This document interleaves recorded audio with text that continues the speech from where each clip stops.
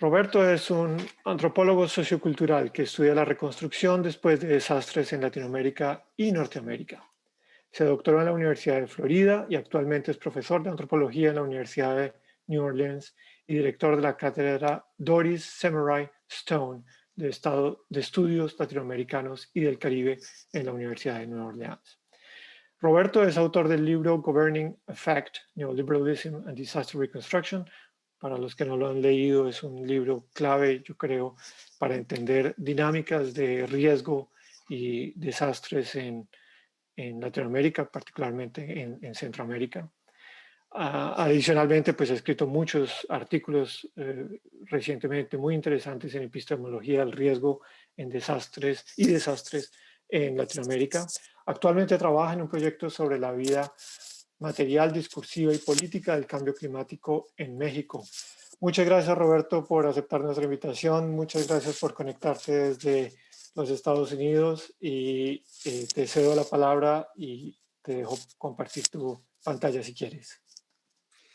Muchas gracias, Gonzalo y Benjamín, por la excitante invitación a compartir con ustedes. Veo esta presentación no solo como un keynote, pero también como inicio de una conversación muy productiva.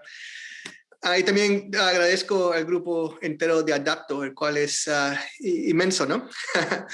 Ahora déjame ver si puedo compartir mi pantalla.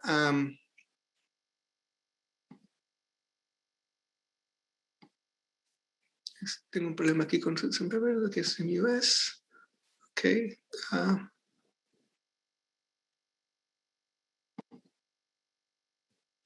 Ahora permíteme ver si comparte. Ahora creo que sí.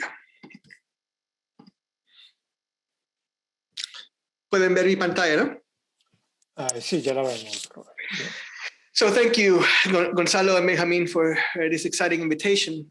So the presentation that I am going to do for you today, I titled Disasters Have Never Been Modern, The Challenges of Climate Change Mitigation in Latin America. So of course, I am playing on Bruno Latour's title of his book, We Have Never Been Modern. And I'll start with this image. So if I'm talking about modernity, why talk about modernity? And why say that disasters have never been modern? And I think what Gonzalo was just mentioning, and one of the key insights from the ADAPTO project is the importance of bottom-up initiatives, of having what I call epistemological flexibility, of the importance of understanding that projects just can't be conceived in the studios of expert planners, that there must be consultation, and that the people who are most affected by disasters, who are often subaltern, historically marginalized populations, people who are sometimes subjected to stereotypes of being uneducated, untrained, of not having the expert knowledge or language of philanthropy and of urban planning, that they are recipients of aid, but they can't be equal partners in the process of the production, the development, and the management of mitigation or of disaster recovery programs, that those are flawed assumptions that often lead to a tremendous amount of waste, I think, in projects that might not lead anywhere, that might develop aid that at best is irrelevant, at worst, it actually perpetuates the long-term impacts of disasters. I thank Gonzalo for mentioning my book, Governing Affect. There's much that I would like to share with you today that I don't have a chance to, but certainly I would recommend taking a look at the chapters that I wrote about disaster recovery in Honduras following Hurricane Mitch in that book. And also I'll talk a little bit about the Sustainable Rural Cities Program in the state of Chiapas, projects that actually did more harm. Sometimes disaster anthropologists talk about the disaster after the disaster. And in the case of preventive mitigation, it could be the disaster before the disaster, when aid programs are not properly adapted. We're talking about climate change adaptation and the adaptation of subaltern and historically marginalized in populations to living conditions of informality. But we also need to talk about the adaptation of expert systems of knowledge, the adaptation of state governments, the adaptation, the building of flexibility within major institutions that are often too rigid in order to be able to truly work in collaborative partnerships with people on the ground and with informal organizations that may be able to be very effective on the ground, but that don't meet the criteria for what an organization with proper capacity might be, or that have different categories for assessing the relevance and success of reconstruction programs.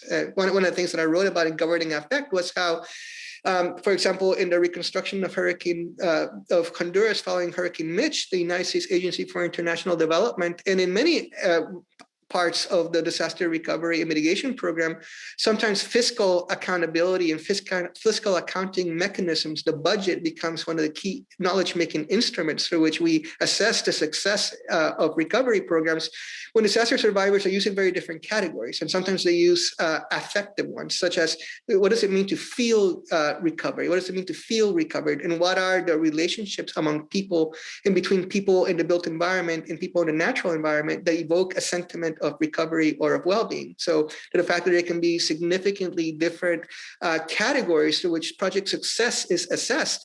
And while expert planners or bureaucrats within an institution might deem a project successful because the budget was spent on time and the money was spent on what people said it would be spent on, the project itself may make absolutely no sense and may actually perpetuate the sentiment of lack of recovery, or in not just sentiments, but actually very much produce conditions of social alienation, of violence, of significant, I have a chapter in that book also about the gendered effects of disaster reconstruction programs that weren't meant to alienate women, but that severely curtailed the agency of women and made them extremely dependent on male partners and subject to things like domestic violence, et cetera, right? So when I think about modern disaster risk management, this image comes to mind, and some of you may find it familiar. It's from Frederick Cooney's 1983 Disasters and Development. And it is not to beat up on Frederick Cooney, but it's just whenever I think about what modernist disaster management might look like, this is it.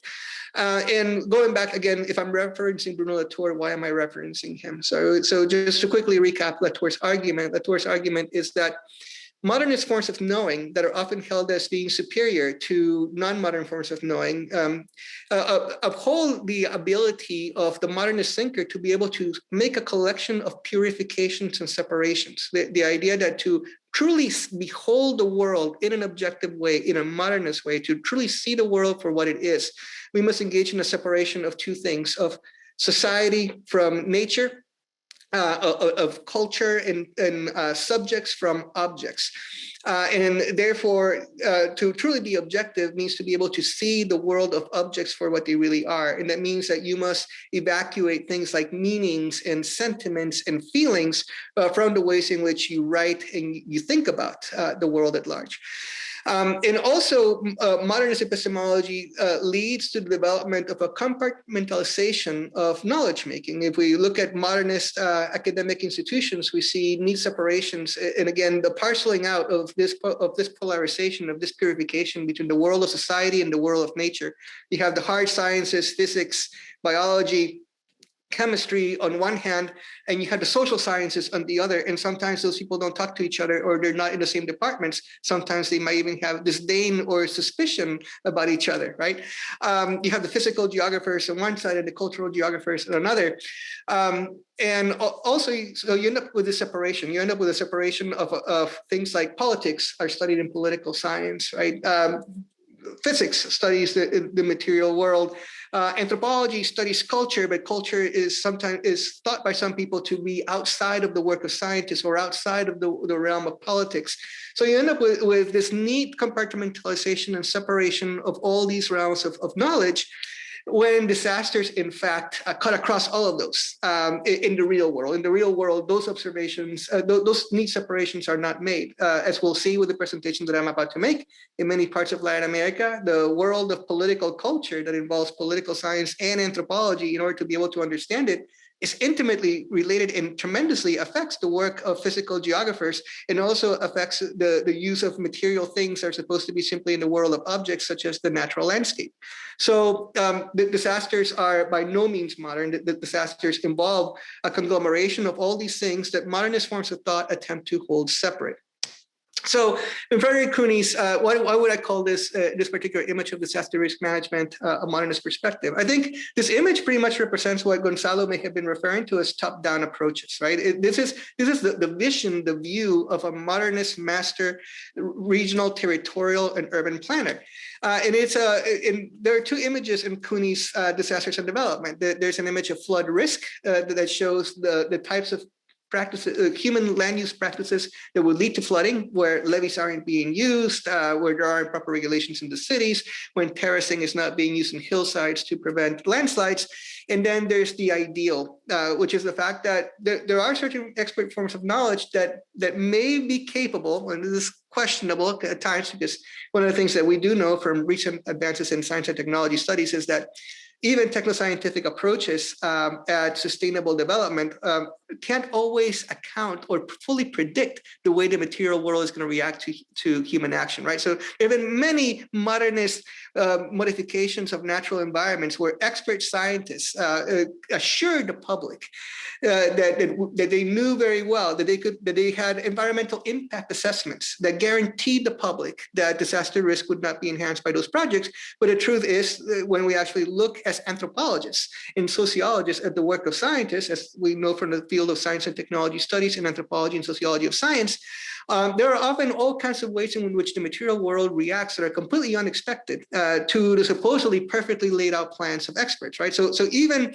the fully vetted, fully trained scientists can't fully predict the way the material world is going to respond. And sometimes disaster risk emerges in unexpected ways that weren't fully anticipated. In a way, anthropogenic climate change could be said to be that, right? If we travel back to the early 20th century, when people were beginning to develop hydrocarbon technologies, there was really no way that people could predict, that had the knowledge to actually predict the long-term impacts of anthropogenic climate change, right? The contributions that we have made of carbon dioxide emissions into the atmosphere were a completely unexpected and undesired and unfortunate and highly impacting effect of practices of industrialization that at one point may have thought were a great response, right? Nuclear power in the same way, right? Radioactive fallout could not be fully predicted by the physicists that developed the initial atomic weapons during the Manhattan Project. So, but anyway, under this idea of modern disaster risk management, there is this idea that there are these technical solutions, as Gonzalo is pointing out, that can help us perfectly manage an environment. This image that Frederick Cooney is giving us is utopian.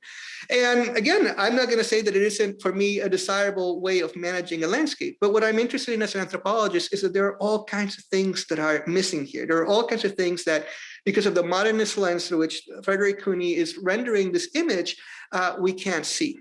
We can't see, for example, the people themselves that fill this environment. We can't see the fact that those people might have emotions, attachments, feelings, sentiments, that those people might be divided amongst themselves along lines of inequity.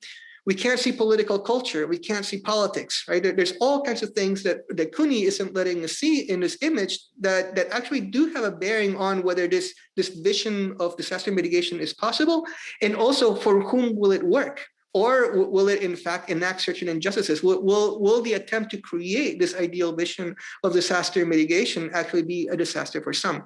And for that, we actually had to become ethnographic. We actually had to become empirical. We had to go out and see how disasters operate in the actual world. So that's what I'm going to try to do within the next presentation. And also share with you some of the work that I've been conducting in Mexico since 2013. So the best case, the way that we anthropologists work is that we always use case studies. We're an empirical profession. We don't just sit in armchairs and imagine what a utopian world could look like. We try to go out into the world and see what people actually do in practice.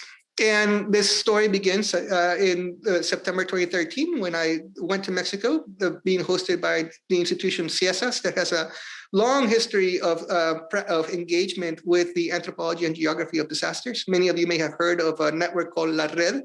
So several of the founding members of La Red, like Virginia Garcia Costa, Jesus Manuel Macias, are employed in CIESAS, that is an anthropological postgraduate center for disaster risk reduction and disaster studies.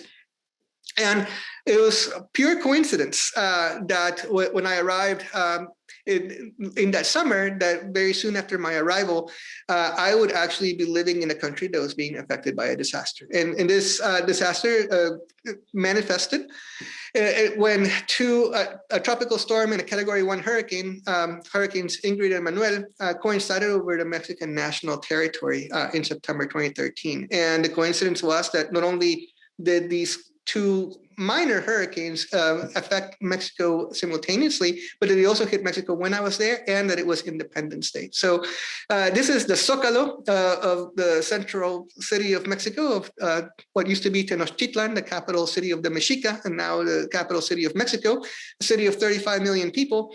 This is the largest Mexican flag in the world, which is a beautiful flag, very impressive, made of silk that has, when you stand beneath it, it has this magnificent effect on your body that just seeing the heftiness of the flag wave in the winds. And in this particular day, that flag was animated, and it was being animated by the winds being brought in by those two hurricanes that were coincided over the Mexican national territory. So I'm participating in the annual festival of independence that it's in Mexico informally called El Grito, which is the shout of independence that was attributed to a revolutionary priest called Miguel Hidalgo, who was the first one who is credited with giving the shout and the claim and the call for Mexico to become independent.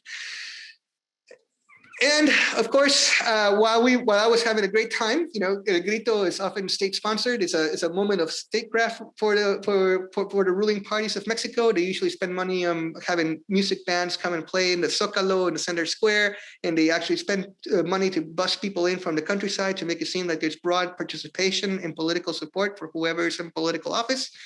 While we were enjoying these festivities, people were dying in other parts of Mexico. So when these two storms coincided over national territory, they interacted. Of course, we know that the catastrophe is not a disaster. The disaster is a historical diachronic process in which human practices of land use and also of inequity creation enhance the socially disruptive and materially destructive capacities of geophysical phenomena. So these two storms triggered landslides and floods in the states of Guerrero, Veracruz, and Oaxaca. 200 people died across the country. A particular place that was hurt pretty badly was a rural community in the state of Guerrero, one of the most marginalized and highly indigenous regions of Mexico. A town called La Pintada suffered a landslide that killed about 60 people. Overall, 60,000 people were displaced. 50,000 homes were destroyed across the country, and the tallied cost was of $4.65 billion. So what's interesting about this is that very quickly after the catastrophe ensued, there were proclamations and there were public statements made, such as statements by the National Secretariat of Environment and Natural Resources, that announced that Ingrid and Manuel were phenomena associated with anthropogenic climate change. And we could expect to see more of this in the future. And they particularly attributed warming waters surrounding Mexico. Now, of course, I do agree that anthropogenic climate change is a tangible material phenomenon, right? During the last 140 years, we have contributed 40% of the existing carbon dioxide gas. It's led to rising average global temperatures, as well as rising temperatures of ocean waters. The fact that we're going to see more moisture in the atmosphere related to polar ice cap melt with higher temperatures, that we're going to see more severe storms, if not a higher frequency of them. So certainly that is a fact. But what really interested me as an anthropologist in the ways in which people spoke about this is the fact that among disaster researchers, and particularly some Mexican disaster researchers who are involved in La Red, there was a lot of resistance and a lot of skepticism about federal authorities pointing to climate change, because their concern was that federal authorities were trying to claim that they had done everything that they could. The anthropogenic climate change, because it's a global phenomena and because it's the emissions of the United States, is the highest per capita emissions in the world, right? China has great emissions, but not as high per capita as the United States, right? So it's very easy for political officials to say, there's nothing we could do about this. And so one of the risks and one of the concerns of some founders of La Red and some people who were raised within the vulnerability theory of thought in the social sciences is that narratives about climate change may lead to yet another naturalization of disasters that might give some political authorities the scapegoat to say, we've done everything right. There's nothing else that we as humans can do, which is, I think, completely contrary to the logic of ADAPTO, right? ADAPTO is saying there's all kinds of things we can do, and we just have to consult with people on the ground about what we can do. So some of my colleagues in Mexico even took, and I think this will be really interesting to have a conversation about, and I don't know if those of you who are working in other parts of Latin America have run into this, because the people who I was having these conversations with weren't unlearned lay people who don't research disasters, but some key disaster figures in Mexico went so far as to question the existence of anthropogenic climate change at all whatsoever, because they're so entrenched and they're so concerned about the way that narratives about climate change might lead to, again, this naturalization, once again, the reduction of the disaster to the hazard, in particular the hazard in this case being climate change. And that might completely draw attention away from other kinds of practices that are also involved in the shaping of disasters that are related to climate change. Here we see an example of it. It is a subdivision that was built, that was authorized by the Acapulco city government in a flood risk zone, where money was used to build middle-class housing. Much of it was sold to teachers and to state employees. And the area was actually built in a section that had been marked as flood prone in the risk maps of the CENAPRED, which is the Centro Nacional para Prevención de Desastres of Mexico. So, Mexico counts with this amazing institution called CENAPRED that is charged with the task of developing risk maps around Mexico, and those risk maps are supposed to trace things like flood risk, earthquake risk, landslide risk, and they're supposed to dictate or they're supposed to inform urban land use practices in Mexico. And in this particular instance, the knowledge existed. CENAPRED risk maps have deemed this area to be a no construction zone, and yet local government officials authorized that construction, and of course it flooded, right? So those were the kinds of instances in which some of my colleagues in Mexico were saying this flooding, in a particular destruction caused by this flooding and the disaster that ensued, it's not so much about climate change, it's more about decisions and about political power. Who had the political power to override risk maps that had been created by the techno-scientific experts of the CENAPRED, or that had been hired by CENAPRED. So that leads me to address this whole issue of policy assimilation, right? That's one of the things that I think that circulates in Latin America and that we had to be very wary of, and that I think that the ADAPTO final project really pointed to, right? That in the final report, the authors of the final report are saying that we had to be careful that policy is not enough, right? We can have the best policies in the world, but that doesn't necessarily mean the disasters are actually being mitigated, the inequities are actually being reduced. So I borrowed the concept of simulation from Jean Baudrillard, right? And for Baudrillard, the idea of simulation is that in modernist forms of governance, we often like to create illusions. We often engage in theatrics to create the illusion that somehow we are accountable. I think of Ulrich Beck also in Risk Society saying that if modernist institutions can't actually operate by the ways in which they claim to operate, right? For example, I know working in higher education, if we actually applied our rules concerning sexual harassment, mistreatment of students rigorously to all faculty, institutions would probably fall apart. As an academic, I have witnessed how modernist academic institutions engage in what I call selective accountability, right? We don't hold everyone accountable. We just hold certain people accountable, and we make the show and we create the illusion that we are actually applying the rules. But behind the scenes, there's all kinds of things going on, right? There's certain people that get certain kinds of privilege, there's certain people that get away with certain things. And policy can work in a very similar way. So I use here the image of President Felipe Calderon, because again, the importance of imagery.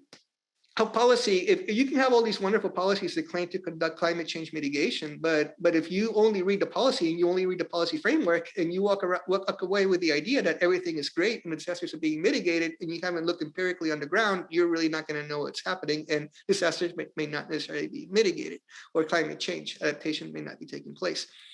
In Mexico, particularly in anthropology, people have written about in post-colonial settings.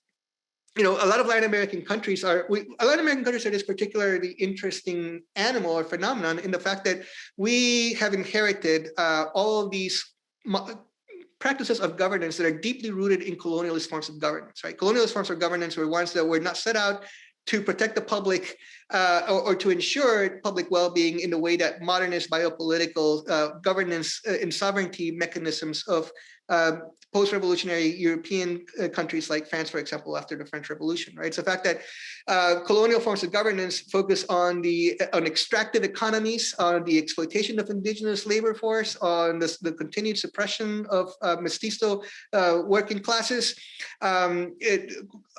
Most post-colonial Latin American nation states are really haunted by a lack of solidarity along class structures. For example, where I worked in Honduras for my dissertation research project, mestizo upper middle class and elites, they're not involved in a class system. It really is a caste system. They really do not believe in the idea that they should pay taxes, support public institutions that will assure the social upward mobility of the working class. There's a complete lack of social contract. In many countries in Latin America, particularly the ones that have stark divisions between indigenous and mestizo populations, there is a lack of solidarity, in particularly a lack of solidarity from elites to those who are dispossessed or subaltern, in an actual will and desire, an actual vision of the nation as a system of partnership across lines of race, class, and ethnicity. It's a fact that there are pronounced racisms and classisms that haunt, that are part of the post-colonial reality of many Latin American nations.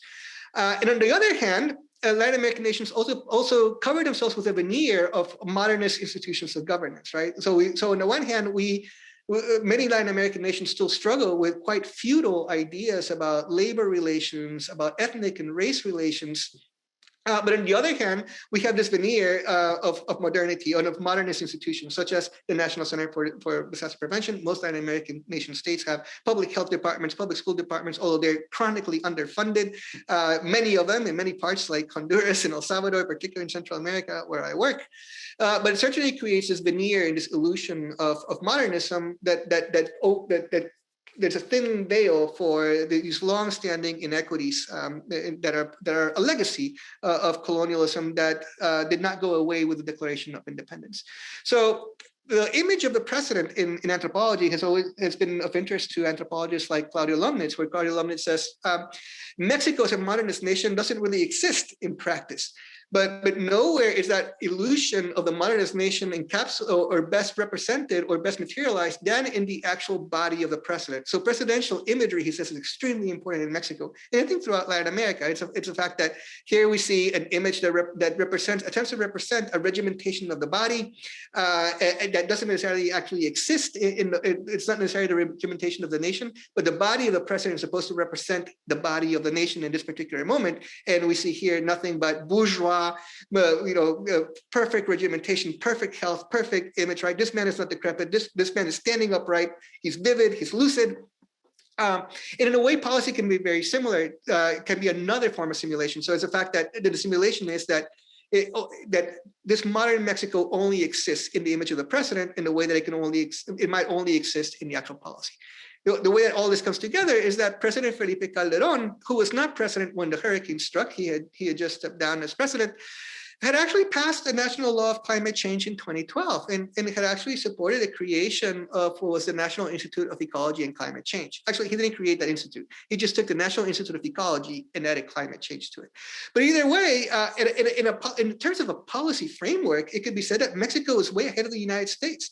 In 2013, and to this day, the US Congress, we did not have a federal law in the United States of anthropogenic climate change, right? We still have senators like Jim Inhofe who say that climate change doesn't exist, that only God can create climate change in the United States. Whereas in Mexico, the federal government had actually stepped up and said, climate change is real and we need to mitigate it. And here's a policy framework that will allow all kinds of resources to go towards this.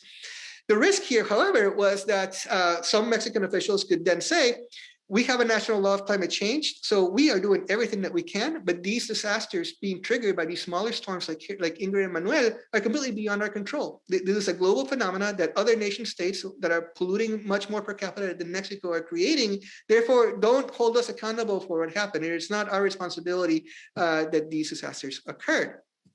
In the same way, Mexico spends lots of money more than other Latin American nations in many instances on disaster mitigation practices. There is this National Center for Disaster Prevention, SENAPRED, that certainly gets money. And it gets budget allocations for the creations of risk maps.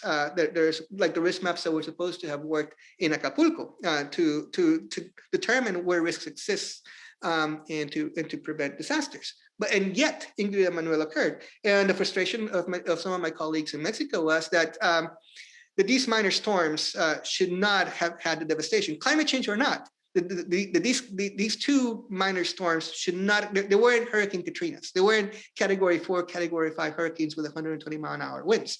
They should have been storms that, despite climate change, the Mexican national territory should have been able to survive without casualties, without widespread destruction, without widespread disruption, and it didn't. So it's interesting that here's a statement. While some Mexican officials were saying, this is climate change, so there's nothing that we could have done, and don't think about our land use practices because that's got nothing to do with it. There were other Mexican political officials who stepped up and voiced a critique. So here's a statement made by Jorge Carlos Ramirez Marin, the Secretary of Agrarian, Territorial, and Urban Development for Mexico, and he said what happened, and particularly with regards to what happened in Acapulco. He said, it's a story of legalized disaster, a story that legalizes a lack of regulation, because Guerrero has, since 1998, a plan for urban development that was supposedly based on the risk maps created by SENAPRED, but which they modified in 2001. What was first an obligation became optional. Basically, the idea that it was an obligation to observe the SENAPRED risk maps, but unfortunately, and here's where we get to this whole Latourian critique of modernist forms of governance, right? Under these modernist forms of governance, you have certain compartmentalizations of responsibilities, duties, and privileges, right? It's the fact that SENAPRED has the duty to identify geophysical risk, but SENAPRED does not have the political power to institute the risk maps as law. SENAPRED itself doesn't even produce the risk maps. SENAPRED channels the resources devoted by the federal Mexican government for the creation of the risk maps, and they usually subcontract local geographers that are often poorly paid. And actually, SENAPRED doesn't even subcontract directly. SENAPRED provides municipal governments with the funds. Some of those funds then are subjected to siphoning off and to corruption.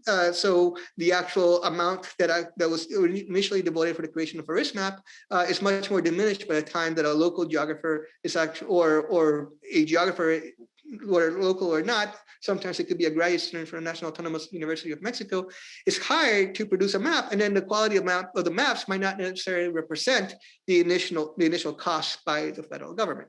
Anyway.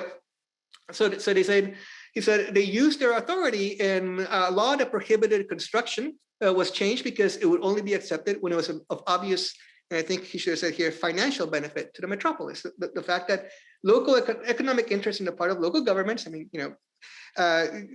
I think ADAPTO had the fortune of working with some really great local partners and even within local government. And there are some pretty ethical and worthwhile representatives of local governments throughout Latin America, but we cannot forget that we're dealing with systems of post-colonial governance that, from their very inception in the colonial period, have been focused on extraction, and the fact that political office has historically been seen in Latin America as a mechanism for personal enrichment.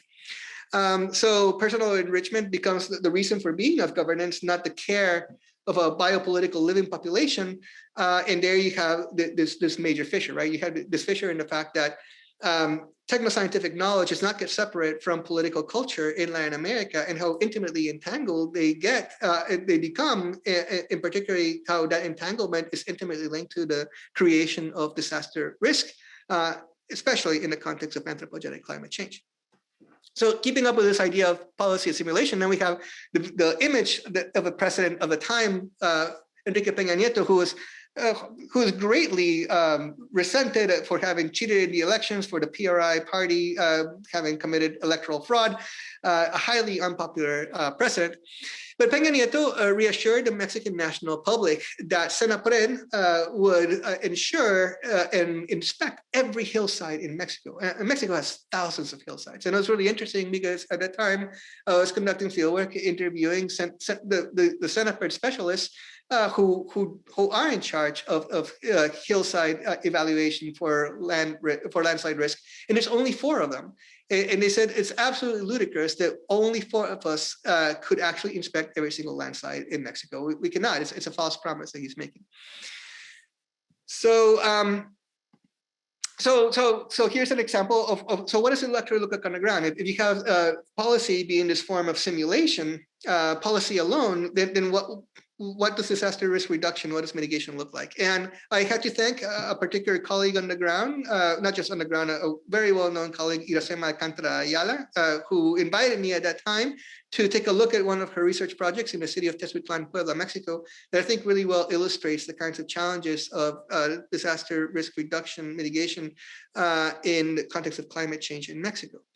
Tezutlan is an area very well known for its informality, and what's really interesting is how informality in Mexico intimately parallels formality in the formal sector. The reason Tezutlan is a colonial era period city that the footprint of the colonial city is not at risk of landslides because it was actually built on rock that is at the top of the Sierra of Puebla. But during the mid-20th century, the way that political culture works in Mexico, a very well-known president of Mexico was actually from Tezutlan. So he decided to benefit Tezutlan with all kinds of development projects.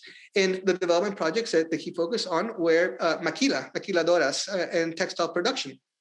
And part of the issue here is that this development was never fully thought out. The development was basically like, let's create incentives for factories to come, but let's put absolutely no effort into actual planning of the communities for the working class that this will inevitably attract. So Tezutlan became very economically successful thanks to this input or a particular favor that it received in a development initiative to boost maquila production.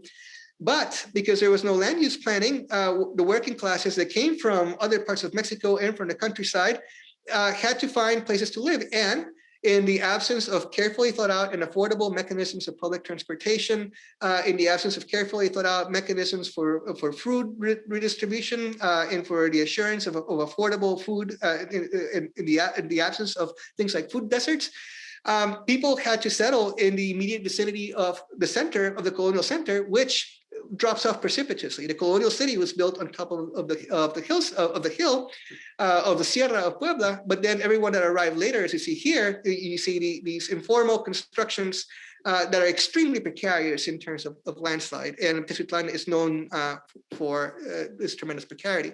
In particular, Tezutlan is known for a type of disaster that at the time may not have been attributed to climate change affectations, but it is indicative of the kinds of tragedies that we will see more of with anthropogenic climate change, which was a landslide in one of these informal neighborhoods that killed nearly 200 people in 1999, and was followed by a relocation program. Now, this relocation program, again, was not conducted in what I would consider to be proper consultation with residents, and in particular, lack of proper attention to the needs of residents, right? Because one of the things that it did is that the relocation program geographically removed residents from the city center to the point that in that location, basic food resources will cost twice as much as in a city center. So the people who are living in these communities are people who work for the maquilas, who work for miserly wages, for whom 100% increase in the cost of food is completely untenable. So as a result,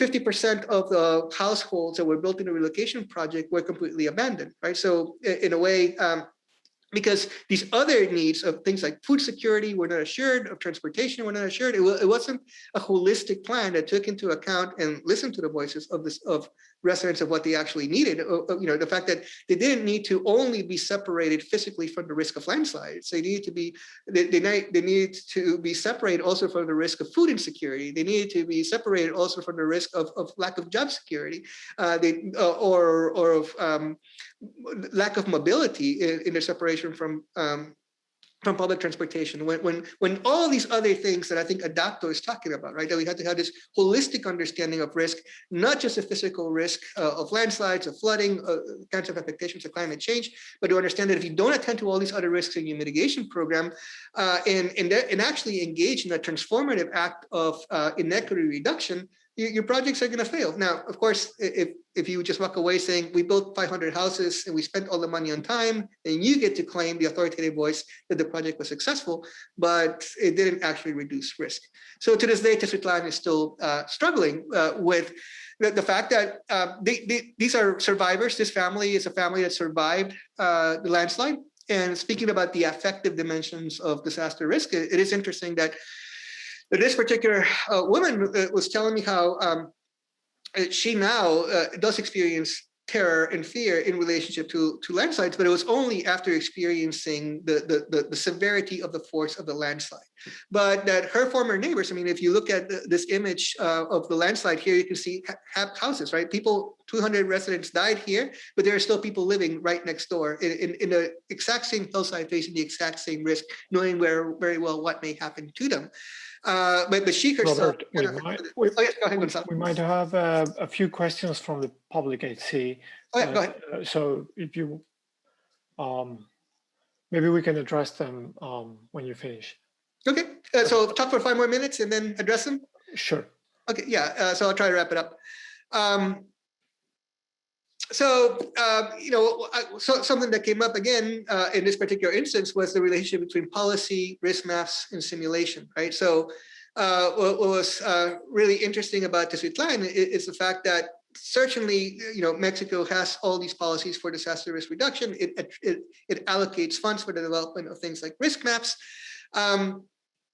And they can create a simulation that Mexico is very much on top of disaster risk reduction. But in practice, you see something very different. You see the fact that landslide risk is still very much present, and the fact that political culture greatly impacts. Here's an example of that is, here's a school that was built. It's probably one of the most expensive schools in Mexico because although the building is itself not very elaborate, that school was built in a location that was deemed to be at flood risk by the CENEPRED risk maps. However, it was built by a construction company that belonged to the municipal president of Tezcatlan, right? Who knowingly constructed this school using public funds that got channeled into his private industry, into his private company in an area of flood risk, right? So other examples I just want to throw out that I think resonate with the issues that ADAPTO has been facing is that landslide risk exists throughout Mexico. Now we're in Tuxtla Gutierrez, very far away from Tezcatlan. This is a site where housing that was constructed just as in Acapulco with central government funding that was supposed to be affordable middle-class housing that was built in a hillside that was prone to landslides. I visited it with a group of disaster researchers, and one of the things that was really interesting was, again, I think as the ADAPTO group was mentioning, the kinds of judgments that can befall people, right? So this particular instance, one of the things that really impressed me was how some of the members of this research team that I was collaborating with, while we were there conducting interviews and getting to know people from the community, some of the researchers were expressing all these value judgments. They were judging parents for living in a landslide-prone area with their children, and I try to impress upon them how they were making all kinds of classist assumptions. It's the fact that you are someone who is from the comfortable middle class of Mexico City, but if you are someone who is living on the economic fringe, you have to weigh the certain and present risk of being unemployed and starving to death versus the possibility that your house might fall one day. And it is an actual people who are actually living within a slow landslide, right? It makes me think of places like Bogota, Colombia. Again, as Gonzalo mentioned, the fact that much of the landslide risk in Bogota is intimately linked to the 50 plus years of violence, right?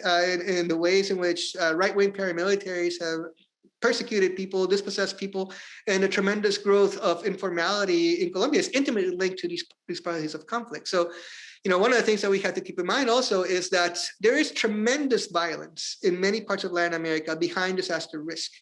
And as the ADAPTO project rightfully mentions, there is a significant political dimension to disaster risk. And I think this makes us also think about this reliance on technical solutions, right? That sometimes when people think about disaster risk reduction, we think about engineering, we think about, which is all great. I mean, we certainly need infrastructure. We certainly need, mitigation that is physical. But if we completely ignore the political dimension of this, and again, if we engage in that modernist compartmentalization of what's involved in disaster risk reduction, we miss that in many cases, the ontology of disaster risk is actually political. That happens in the United States, where the techno-scientific experts know where the risk areas are, but they don't have the political jurisdiction to dictate whether whether a company can build there or not, or who can build what where. Or the techno-scientific experts know where risk might happen, but they're not the ones getting military support from the United States to enact Plan Colombia and to bring in paramilitary groups and mining organizations that are dispossessing people and are creating landslide risk, right? And those are big issues that I can't put the responsibility for those on the shoulders of ADAPTO, but I think we have to recognize that that in some parts of the world, we maybe, and thank goodness for organizations like Organización Antioquia Presente. Forgive me if I mispronounced the name. Right, there are lots of nonprofits, there are lots of NGOs, people with good hearts, but in some instances, disaster risk reduction is not going to be a pleasant conversation. There are huge stakes, right, in terms of wealth, in terms of political power. And I think we saw it in Colombia during the COVID-19 pandemic and the violent repression of the manifestations that took place. Some people showed their true cards in terms of how people at risk are thought of, et cetera. And just wanted to close up with, again, the importance of bottom-up initiatives. Here's another example of an instance in which central Mexican government planners did not listen to the voices of the subaltern. This is a community in Chiapas, Mexico, that suffered a landslide in 2007. And people who were subsistence farmers, who used to make a living out of fishing and subsistence farming, were relocated into what was called the Sustainable Rural Cities Program of Chiapas. The Sustainable Rural Cities Program of Chiapas was a program that claimed to address rural poverty and climate change risk by relocating people from dispersed subsistence communities into urbanized centers. The problem was that they completely cut off subsistence farmers from their means of production, from their agricultural lands. They forced people to live in housing that did not follow local vernacular architecture. They actually, and here's the interesting thing, and we could talk about also the emphasis on feminism, right? Which I think is great. Certainly women need to be centered, but we also have to be careful of how people manipulate the discourses of gender equity. The central planners of this program chose to not consult men or not consult partners in household design. They chose to only consult women, and the consultation involved the women of the community being presented with a variety of already designed floor plans of houses, and those floor plans did not follow local vernacular architecture. And it's not to blame the women of the community. I think anyone, when you are presented something in a rendering, it looks really appetizing, it looks really interesting, but to actually live within those spaces is a very different thing. And people actually experience pain and discomfort in terms of when they actually had to live within the actual built environment of houses that didn't follow local vernacular architecture, and that also didn't provide enough space for things like small animal husbandry in horticulture like they were used to in their pre-disaster habitats where people lived in a scattered village settlement pattern. Anyway, I just wanted to close up by saying that. Yep. I'll just close up really quick, Gonzalo. Again, going back to the idea that disasters have never been modern. Disasters take shape and magnitude at the connecting points between politics, quotidian practice, land use, socially produced differentiation. So a technical solution is not enough, right? You need social science, you need architects, you need construction specialists, you need engineers, but you also need local partners, you need local experts, you need local voices, and they need to be equal voices in that process. Disasters defy neat separations of modernist governance and knowledge making, and disaster risk reduction strategies must be as non-modern as disasters themselves. I think, again, what ADAPTO is recognizing the importance of emotions and affects, that modernist forms of knowing would have us keep emotions out as if they were polluting. And no, we need to be as non-modern as disasters, meaning that our mitigation practices must cut across the neat siloing of knowledge in the academy. They must take things into account, such as local knowledge, and emotions in the ways in which we develop ground-up disaster and climate change mitigation programs. Thank you, everyone. Well, thank you very much, Roberto. It's very interesting, this idea of disasters never being modern, and our actions should never be modern either. this idea of policy as simulation of policy that sometimes is well written, but does not translate into effective action on the ground or effective change. I'm wondering whether people have questions and would like to address them via chat so I can read them for Roberto. Preguntas también en español, si tienen preguntas que podamos de pronto. Había visto que Miriam había levantado la mano. Miriam, no sé si quieres intervenir allí o tenías una pregunta en particular. No, Gonzalo, no sé por qué tengo la mano levantada, perdón. Ok, no te preocupes. Pero bueno, voy a aprovechar si es que no hay otra mano alzada antes que yo. Si quieres, te presento. Miriam es una profesora de la Universidad de Flaxo en Ecuador.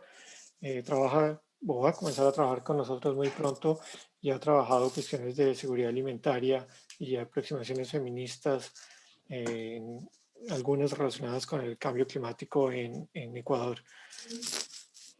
Buenos días, Roberto. Muchas gracias por tu presentación. Estuve haciendo también investigación después de un terremoto que tuvimos el 16 de abril del 2016 en el Ecuador, en la costa. Y hay uno de nuestros colegas que ha hecho una investigación sobre, digamos, todos los protocolos para reducción de riesgos en el Ecuador en particular. Y algo que quería preguntarte es que nosotros en Ecuador tenemos como esta legitimación del Ejército Nacional y de lo que nosotros le llamamos defensa civil, que está comandada por los militares retirados. Entonces, todo lo que tiene que ver con atención a desastres legitima completamente, digamos, una institución bastante violenta, que es el tema de las instituciones, tanto del ejército como la defensa civil, y es una forma como que la gente incluso a veces la reconoce como la institución que viene a ayudar, ¿no? Es la institución que pone en orden, etcétera. Y quería saber si en tu experiencia has encontrado también este rol tan importante, porque es una forma como de legitimar, digamos, nuevamente esta institución, que en el Ecuador, la verdad, no es tan violenta como ha sido en nuestros países vecinos de Colombia y Perú, pero de todas maneras no es la más pacífica que digamos, ¿no? Entonces, como que exacerba muchísimo más las desigualdades y legitima la violencia completamente. No sé si en los otros países que tú conoces y en los casos el ejército también juega este rol. Muchas gracias. Sí, no, gracias a ti, Miriam, por la pregunta. Y cierto, antropólogos como Gregory Button han notado que aún en Estados Unidos, por ejemplo, el modelo en sí de respuesta a desastres es un modelo militarizado. Si en sí no son soldados o oficiales retirados, jubilados, que la estructura de las instituciones de respuesta a desastres siguen en sí un modelo militar, ¿no? De respuesta militar, que también tiene mucho que ver con la manera y cosas que para nosotros, los científicos sociales u otros expertos sobre desastres, sabemos muy bien, ¿no? Todos estamos de acuerdo que la amenaza no es el desastre, ¿no? Que el huracán, el terremoto no es el desastre, ¿no? Que es el agente que detona un proceso que es diacrónico, histórico, político, ecológico, ¿no?